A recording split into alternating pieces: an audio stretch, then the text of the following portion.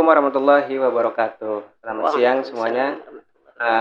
Alhamdulillah kita bertemu lagi di podcast COD, Cerita Orang Dalam di Rumah Kreasi Jakarta.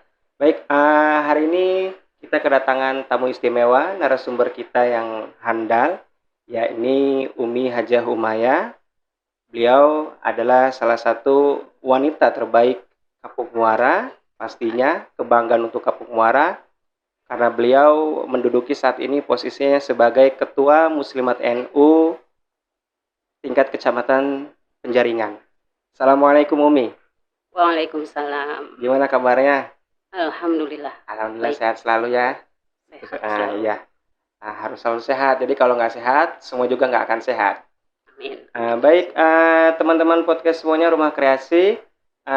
Hari ini saya akan mencoba bincang-bincang dengan Umi Hajah Umayah. Lebih enak panggil Umi aja kali ya? Umi aja. Siap, secara terserah umumnya. apa aja. Karena ini kan COD, cerita orang dalam semuanya. Kalau di luar berarti cerita orang luar kayak gitu.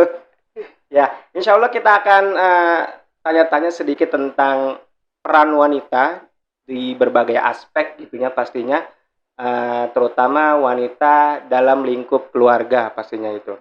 Nah menurut Umi gitu kan, wanita itu seperti apa sih gambaran Umi gitu kan, sebagai sosok seorang ibu juga, sebagai sosok seorang ya nenek dalam keluarga itu seperti apa? Ya, terima kasih. Sebelumnya terima kasih kesempatan ini diberikan kepada saya. Semoga saya bisa memberikan apa yang saya karyakan ya selama ini. Amin. A'udzubillahi minasyaitonirrajim. Bismillahirrahmanirrahim. An-nisa'u imadul bilad, iza soluhatul bilad, wa iza fasadatil bilad. Wanita adalah tiang negara. An-nisa'u imadul bilad, wanita adalah tiang negara. Iza soluhatul bilad, apabila wanitanya itu baik, maka baik pula negaranya. Wa iza fasadatil bilad. Dan apabila wanitanya itu rusak, maka rusaklah negaranya. Jadi peran wanita itu sangat penting di dalam kehidupan berumah tangga ataupun di dalam berorganisasi. Karena wanita adalah sosok ibu ataupun nenek ya, yang akan membina di dalam keluarga. Artinya satu, membimbing, membina, mengajarkan ya. Itu tugas seorang wanita. Sebenarnya banyak sekali peran-peran wanita itu. Satu, dia juga sebagai guru di dalam rumah tangga. Dia sebagai perawat, bahkan sebagai sekretaris ya. Dan juga yang lain-lainnya. Jadi apabila seorang perempuan itu atau seorang ibu itu ketika membina, membimbing, serta mengarahkan kepada keluarganya itu baik, maka akan baiklah. Anak-anaknya atau keturunan-keturunannya. Karena al-ummu madrasatul ula. Ibu adalah sekolah yang pertama. Maka disitulah peran seorang ibu atau peran seorang perempuan itu. Itu di dalam keluarga. Ketika seorang ibu itu berperan di luar, bukan di dalam keluarga, maka banyak yang dia lakukan, misalnya di dalam organisasi. Gunanya untuk apa? Satu, untuk mengembangkan wawasan seorang wanita tersebut. Tidak hanya saja di rumah. Ketika di rumah dia berkecimpung dengan keluarga, ketika di rumah dia berkecimpung dengan anaknya, ya, mendidik, mengarahkan, membina, maka ada kegiatan suatu organisasi di luar, maka disitulah bisa mengembangkan ilmu pengetahuannya. Dia bisa kreatif, bisa inovatif, ya, wawasannya luas, serta bisa percaya diri di dalam mengemban suatu organisasi tersebut, gitu. Jadi ada cara seorang ibu, cara seorang perempuan di dalam mendidik anak-anaknya di dalam Islam itu. Tadi kan konteks perempuan dalam hadis juga ada gitu kan, artinya tulang punggung atau tiang sebuah negara. Artinya dimanapun wanita ini ada, hidup di dunia ini, artinya bagaimana perempuan itu, bener nggak sih? Iya. Karena kan ibarat kata kalau dalam konteks keluarga, ya berarti kalau dalam konteks keluarga kalau suami ya berarti bagaimana istrinya, betul Iya, kan? benar. Nah dalam konteks keluarga nih, peran seorang ibu terutama dalam rumah tangga, bagaimana cara dia mendidik anaknya, bagaimana cara mengarahkan anaknya, mengajarkan dan sebagainya macamnya. Nah, bagaimana dalam konteks keluarga dan juga lingkungan masyarakat? Karena sekarang kan sudah banyak nih wanita-wanita zaman sekarang nih ikut-ikut organisasi. Dan sebagaimana dengan kesan konteks bahwasanya wanita itu atau perempuan itu nggak usah sekolah tinggi-tinggi gitu loh. Iya. Nggak usah ikut organisasi, buat apa sih? Yang penting kamu di rumah aja, masak, di dapur, kayak gitu. Gimana dengan konteks seperti itu nih?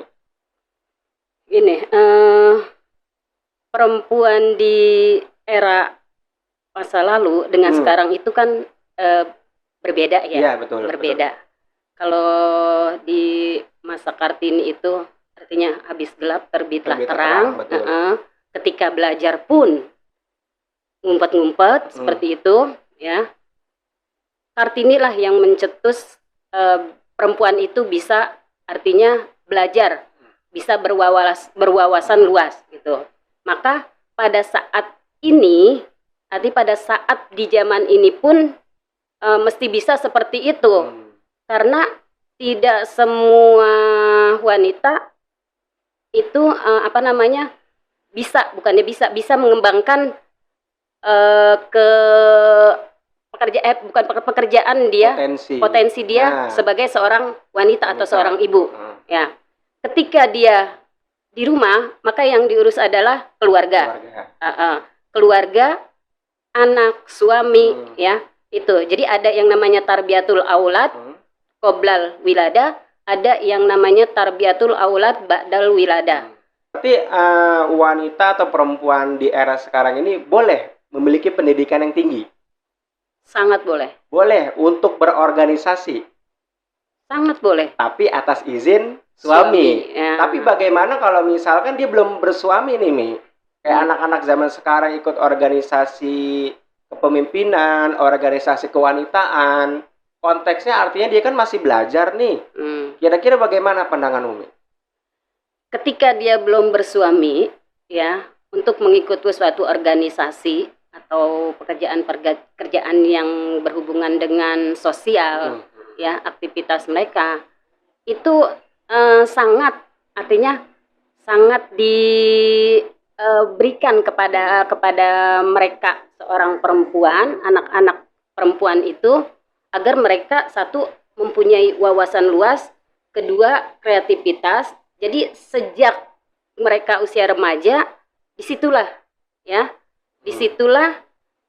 kreasi mereka, inovasi mereka dan lain-lainnya itu dituangkan pada masa remaja itu. Kan ada yang namanya suatu organisasi keremajaan, ya, misalnya kalau di NU itu IPPNU, ya, pelajar NU, terus Patayat, yang berhubungan dengan remaja. Maka disitulah sebelum melangkah ke jenjang yang lebih tinggi, artinya sebelum menginjak kepada masa berkeluarga, di situ dulu, dari awal dulu, ya.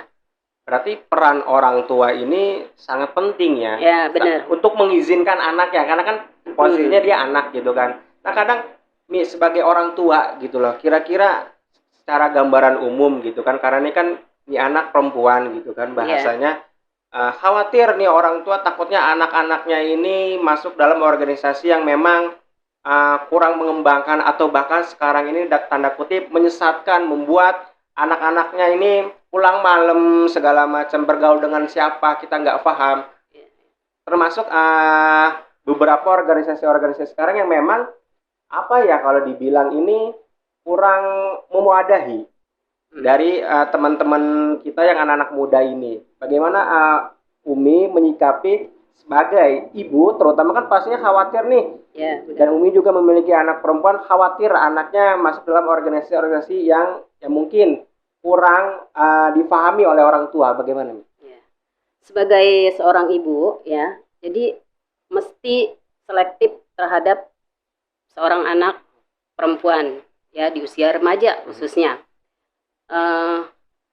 Karena seorang ibu itu bukan saja sebagai seorang ibu yang mendampingi anak itu pada saat dia kesulitan atau apa, tapi seorang ibu itu sebagai teman, ya, sebagai sahabat, sebagai teman curhat untuk anak perempuannya, ya, atau pada anak perempuannya, dan anak perempuannya tersebut agar tidak curhat kepada orang lain, maka dengan orang tua itulah, dengan ibu itulah, gitu.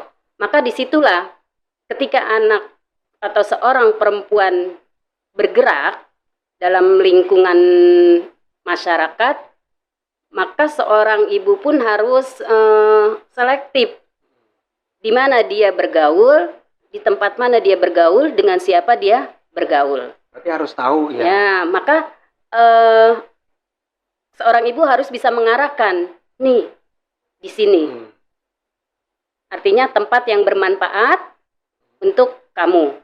Apalagi sekiranya anak kita itu mempunyai wawasan, mempunyai ilmu, yang mungkin ilmunya itu bisa dia tuangkan untuk kepentingan orang banyak, gitu.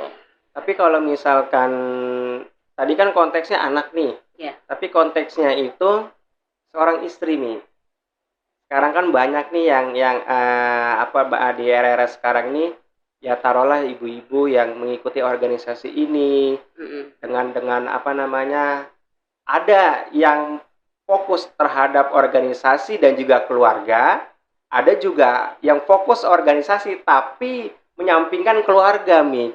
Seringkali ya mengabaikan, artinya dia mungkin belum bisa memahami porsi dia sebagai istri atau pada organisasi tersebut.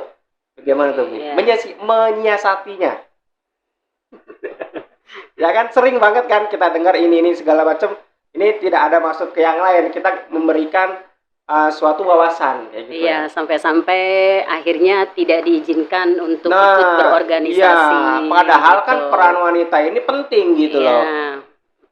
Gimana tuh? Ini, ketika masuk di dalam organisasi, ya, seorang wanita itu ketika masuk di dalam organisasi, ya, maka disitulah kita bisa cermat. Artinya kita bisa menahan diri kita, atau seorang wanita itu, seorang perempuan itu, seorang istri itu bisa menahan dirinya ketika masuk ke wadah organisasi tersebut. Karena ya banyak hal yang ada di belakang organisasi tersebut, khususnya yaitu keluarga. Dan yang terpenting lagi adalah suami. Gitu.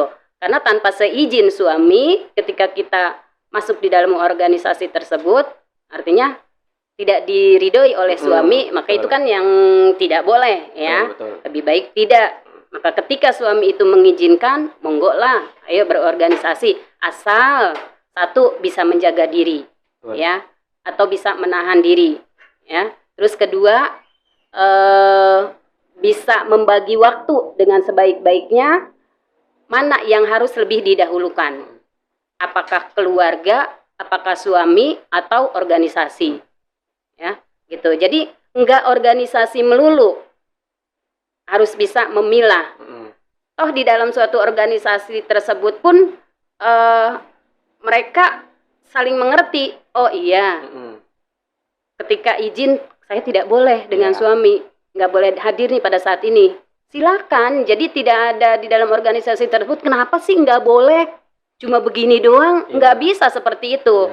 Jadi satu kepengurusan itu harus saling tahu, ya, bahwa organisasi itu hanya sesuatu pekerjaan yang bisa membuat wawasan kita luas, yang bisa membuat kreativitas kita ada, ya, dan juga bisa percaya diri dengan yang lainnya, bisa bersosialisasi tapi tidak mengabaikan suami. Itu tidak mengabaikan keluarga.